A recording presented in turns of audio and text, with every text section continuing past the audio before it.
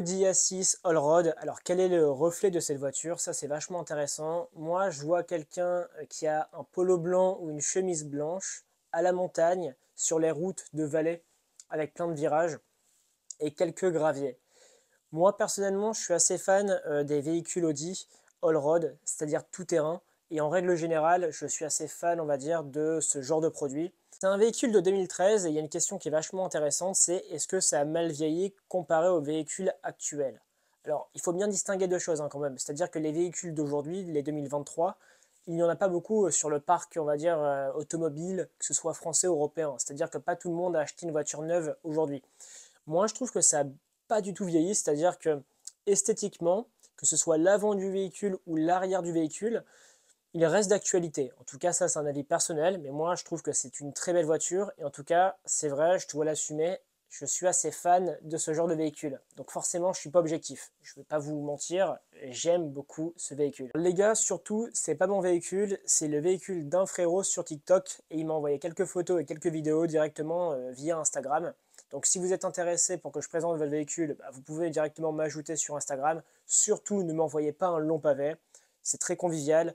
Moi, je parle sur TikTok comme sur YouTube d'une manière sans me prendre la tête. C'est-à-dire que les grands messages, les bonjours, etc., c'est pas pour moi. Je suis pas votre patron, je suis pas un professeur ou quoi que ce soit. J'aime quand c'est rapide et concis. Donc c'est vraiment frérot, tiens, tiens, tiens, et voilà. Et si vous ne savez pas quoi m'envoyer, bah, vous pouvez simplement m'envoyer des photos, quoi. Je suis dans la convivialité avant tout. Et ça, c'est important pour moi. Alors, à mes yeux, concernant l'intérieur, c'est vrai qu'il y a vraiment une différence comparée aux nouveaux véhicules. On va dire que les véhicules d'avant 2015, les matières premières utilisées sont quand même plus nobles, plus costauds. L'épaisseur du cuir est beaucoup plus... en fait, le cuir est plus épais, simplement. Le plastique moussé est vraiment partout. Aujourd'hui, c'est vrai que les véhicules, bon, il y a beaucoup de plastique, on sent que c'est creux. Par contre, c'est vrai qu'il y a eu une avancée technologique qui est assez considérable. Les écrans, la facilité de connexion avec Waze, Apple CarPlay, etc. C'est vrai qu'il y a une différence.